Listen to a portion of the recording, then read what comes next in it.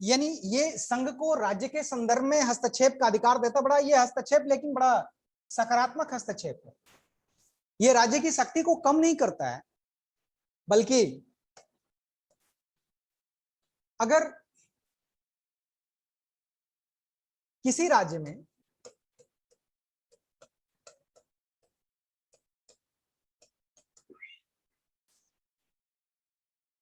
एक पर्याप्त जनसंख्या यह चाहता है कि उनकी भाषा को शासकीय प्रयोजन के लिए मान्यता दी जाए,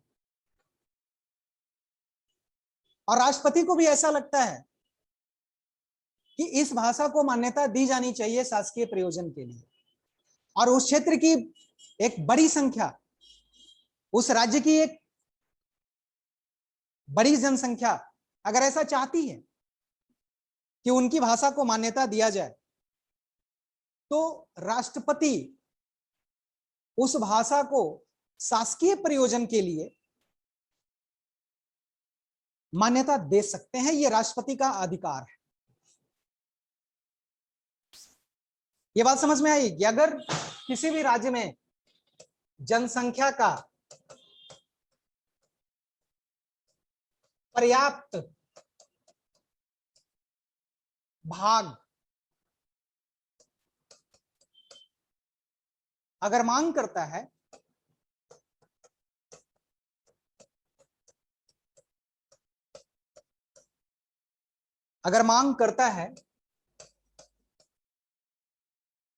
तो उस भाषा को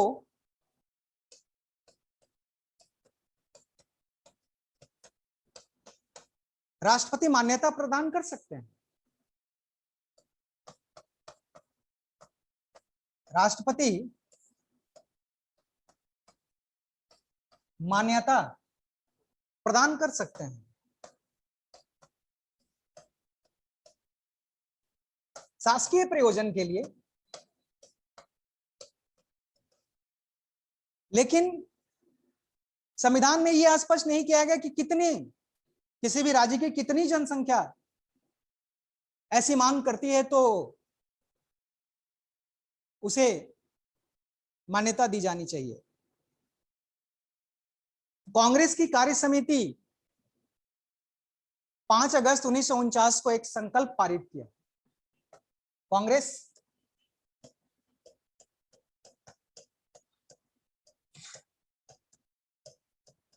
कार्य समिति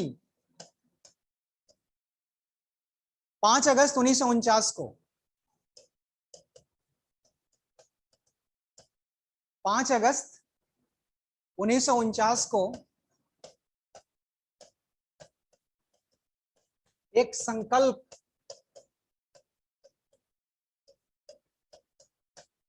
यानी एक रेजोल्यूशन पास किया।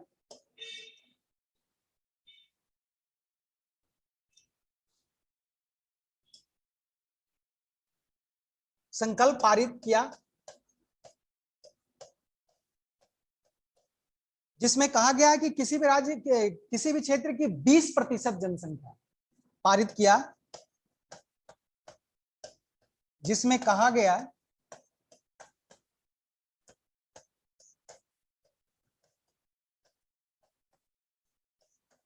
किसी भी राज्य की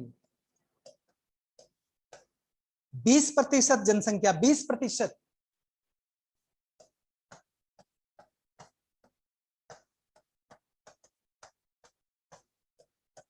20% जनसंख्या अगर ऐसा करने के लिए कहते हैं तो राष्ट्रपति उस भाषा को मान्यता दे सकते हैं। अब हम नेक्स्ट सेगमेंट की तरफ बढ़ते हैं, यानी न्यायालयों की भाषा, यानी जो तीसरा उच्चतम एवं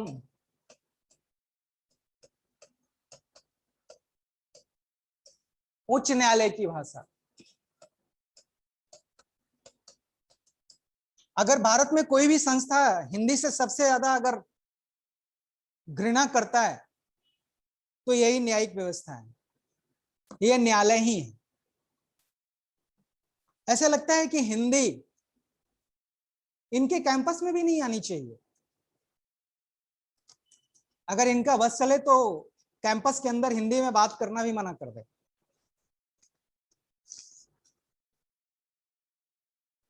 धीरे धीरे भारत में न्यायपालिका बहुत शक्तिशाली बनती जा रही है। न्यायपालिका का हस्तक्षेप भी लगातार बढ़ रहा है। निश्चित तौर पर होना भी चाहिए, न्यायपालिका सक्रिय होनी चाहिए, लेकिन न्यायपालिका को अपनी गुणवत्ता भी बनाए रखना चाहिए।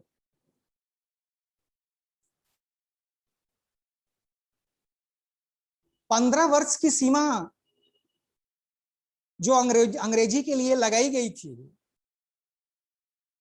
15 वर्ष की सीमा लगाई गई थी ना पहले, 15 वर्ष तक ही अंग्रेजी होगा।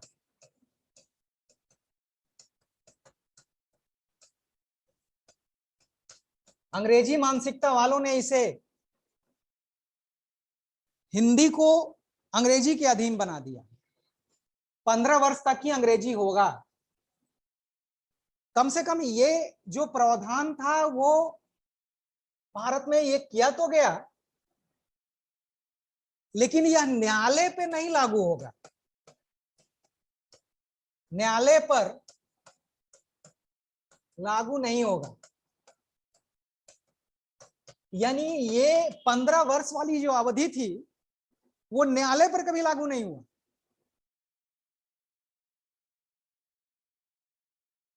कभी कभी तो ऐसा भी होता है कि मुकदमा करने वाले दोनों पक्ष, मुकदमे में दोनों पक्ष अदालत में बैठे रहते हैं, वकील बहस भी करते हैं, जज अपना जजमेंट भी देते हैं, लेकिन बहस के दौरान क्या बातें हुई उन्हें समझ में नहीं आता। उनके मुकदमे की सुनवाई हो रही है और उन्हें नहीं पता चलता है कि आखिरकार दोनों तरफ से क्या कहा जा रहा है।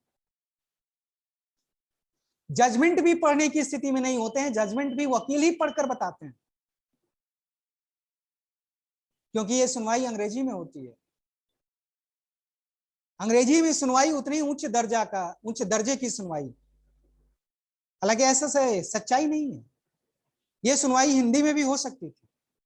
तो सबसे पहले तो न्यायपालिका को एक अलग संस्था मान लिया गया कि 15 वर्ष की अवधि का बैरियर सब जगह लागू होगा, लेकिन न्यायालय पे लागू नहीं होगा। ये कौन सी बात थी, न्यायालय पर भी लागू होना चाहिए था। राजभाषा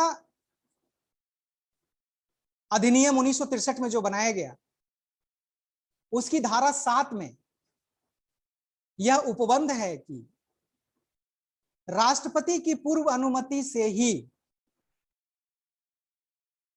हिंदी या उस राज्य की राजभाषा में उच्च न्यायालय में निर्णय, डिक्री या आदेश के लिए उपयोग किया जा सकेगा। अगर न्यायालय को, यानी आर्टिकल राजभाषा अधिनियम, राजभाषा अधिनियम 1963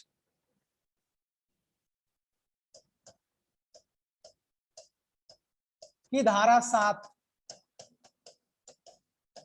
ये में कहा गया कि अगर कोई भी उच्च न्यायालय अगर हिंदी का में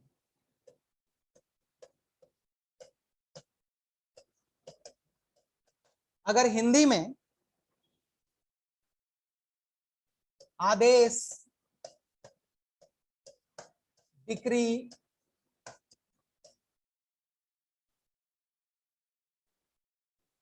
या निर्णय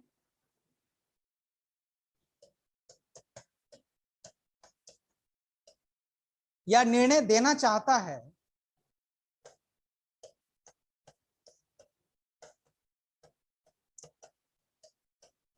तो उसे राष्ट्रपति से अनुमति लेनी पड़ेगी।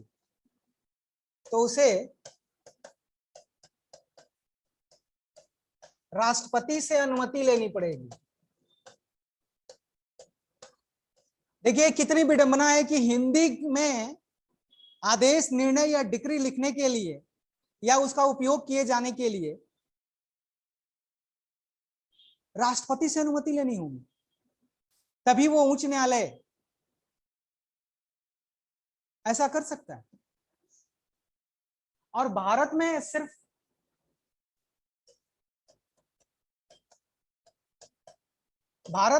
4 राज्य हैं जिनको ऐसा करने की अनुमति है। बिहार, ऑब्वियसली आपको पता होगा, बिहार,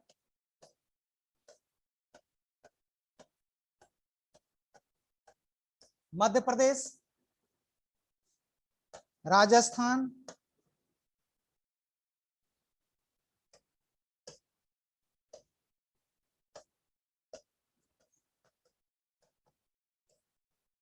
और उत्तर प्रदेश। यानी हिंदी बेल्ट के जो 4 राज्य हैं, यहां के न्यायालयों में हिंदी का उपयोग किया जा सकता है, बाकी भारत के किसी भी न्यायालय में हिंदी का उपयोग नहीं किया जा सकता है। अगर करना है तो इसके लिए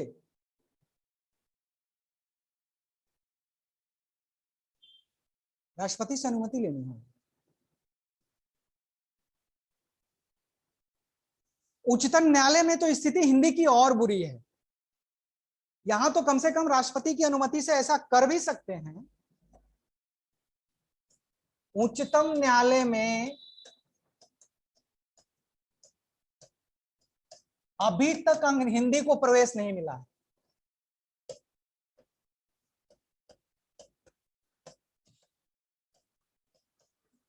हिंदी को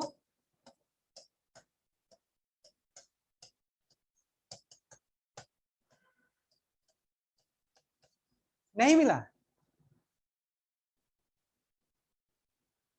यहां तक कि उच्चतम न्यायालय में उन्हीं मुकदमों की सुनवाई होगी जो अपील अंग्रेजी में करते हैं या याचिका अंग्रेजी में देते हैं। अगर आप हिंदी में लिखकर, भला उस देश में हिंदी को क्या प्रोत्साहन मिलेगा, हिंदी कितनी लोकप्रिय हो पाएगी, ये तो समझ में आता है कि जब न्यायालय में भी अगर आप न्याय के दरवाजे पे जाते हैं, न्यायपालिका के दरवाजे पे जाते हैं, तो वहां भी आपको अंग्रेजी में ही अपनी बात कहनी होगी, तभी न्यायपालिका आपके मुकदमे की सुनवाई करे। यह विडंबना है, दुर्भाग्य है।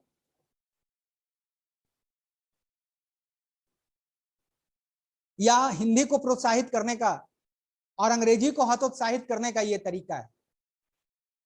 आप खुद निर्णय कर सकते हैं कि उच्चतम न्यायालय का दरवाजा आज भी हिंदी के लिए बंद है। अब चौथा,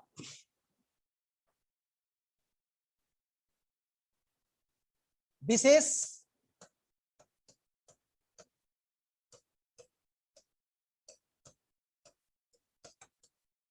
निर्देश।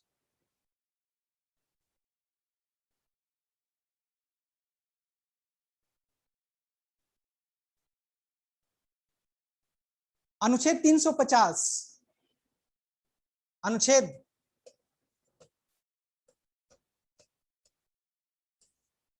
अनुच्छेद 350 यह अधिकार प्रदान करता है कि व्यथित व्यक्ति को यह अधिकार है कि वह अपनी व्यथा के निवारण के लिए संघ या राज्य के किसी अधिकारी या प्राधिकारी को यथा स्थिति संघ में या राज्य में प्रयोग होने वाली किसी भाषा में आवेदन दे सकता है। यानी किसी भी राज्य को यह अधिकार, किसी भी व्यक्ति को यह अधिकार दिया गया है कि वो अपनी फरियाद संघ या राज्य के किसी भी अधिकारी को हिंदी या अंग्रेजी में वो दे सकता है। कोई भी अधिकारी उसके आवेदन को लेने से सिर्फ इसलिए इनकार नहीं कर सकता है कि उसका आवेदन अंग्रेजी में नहीं है। तो ये स्पष्ट किया हुआ है कि कोई भी व्यथित व्यक्ति अपनी याचना, चाहे संघ का कोई अधिकारी हो या फिर राज्य का कोई अधिकारी हो, उसे अपनी रिपोर्ट के रूप में अपने आवेदन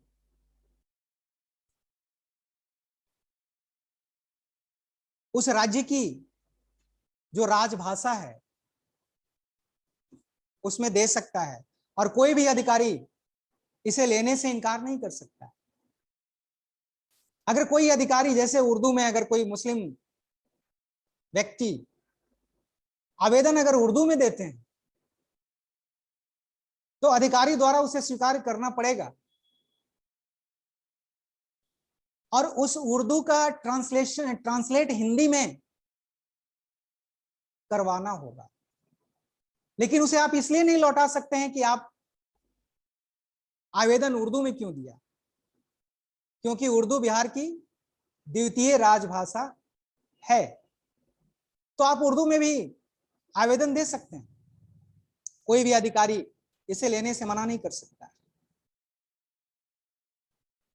अब इसके बाद ये तो था अनुच्छेद 350। अब अनुच्छेद 351।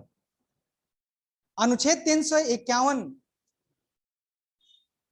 संघ को संबोधित एक निर्देश है, यानी केंद्र को निर्देशित एक निर्देश है। यह निर्देश संविधान के भाग 4 में शामिल नहीं किया गया। इस निर्देश में हिंदी के विकास और प्रसार के लिए दिशा दर्शन है, यानी आर्टिकल 351 जो सबसे महत्वपूर्ण इसमें एक आर्टिकल है, जिसमें हिंदी के विकास और प्रसार के लिए, हिंदी के विकास और प्रसार के लिए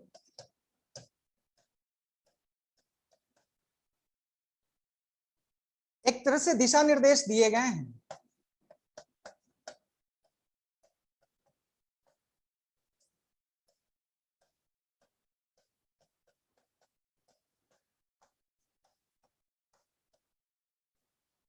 ये बड़ा इंपॉर्टेंट है। हिंदी को अगर प्रोत्साहित किया जाता है तो सिर्फ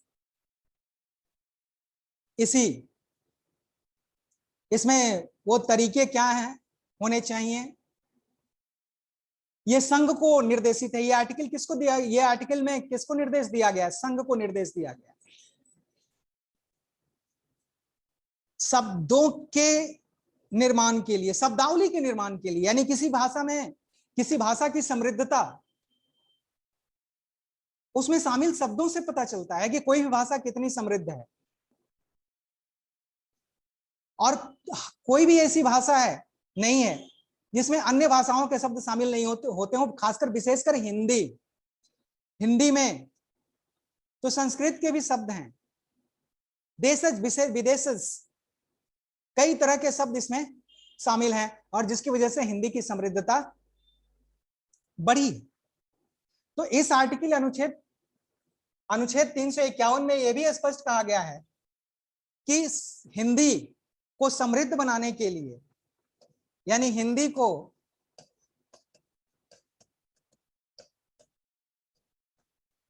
समृद्ध बनाने के लिए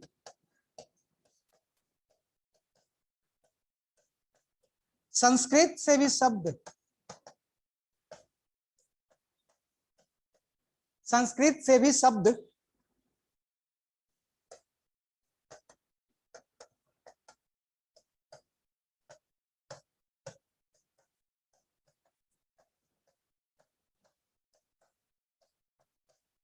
लिए जा सकते हैं, अन्य भाषाओं से भी शब्द ग्रहण किए जा सकते हैं, ताकि हिंदी को समृद्ध बनाया जा सके। तो ये संविधान के भाग 17 में यह स्पष्ट तौर पर विभिन्न अनुच्छेदों के माध्यम से, तो अनुच्छेद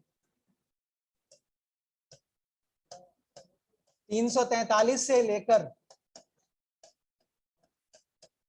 351 तक है, जिसमें विभिन्न संदर्भ दिए गए, और इन संदर्भों के माध्यम से राजभाषा और राजभाषा के प्रयोग को लेकर विभिन्न तरह के प्रावधान किए गए हैं। लेकिन आज अंतर्राष्ट्रीय हिंदी सम्मेलन भी आयोजित किया जाता है। दुनिया के कई देशों में हिंदी पढ़ाई जा रही है। हिंदी की लोकप्रियता, अंग्रेजी की लोकप्रियता में कमी तो नहीं हुई है, लेकिन हिंदी की लोकप्रियता भी धीरे धीरे बढ़ रही है। विश्व में सबसे अधिक बोली जाने वाली भाषाओं में हिंदी भी शामिल है।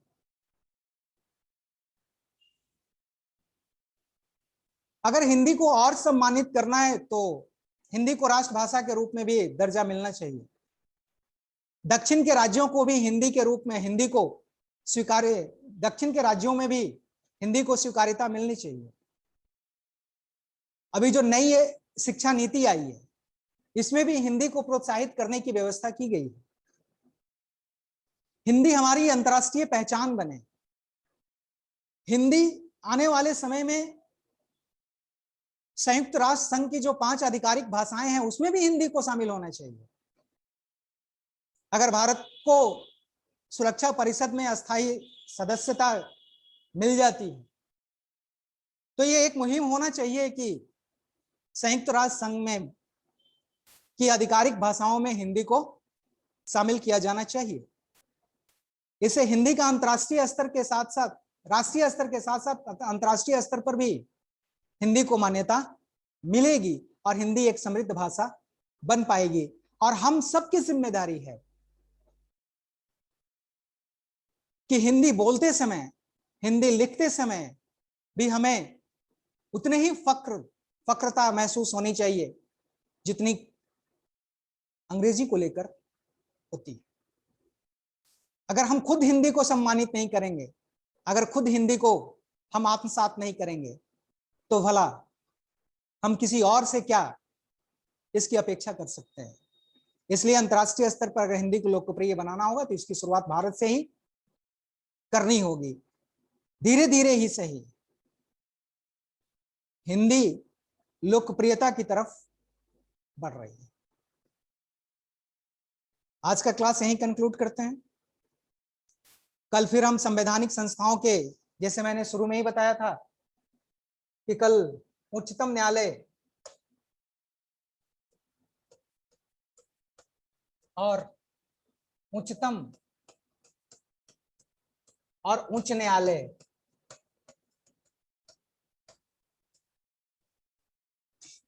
टॉपिक होगा।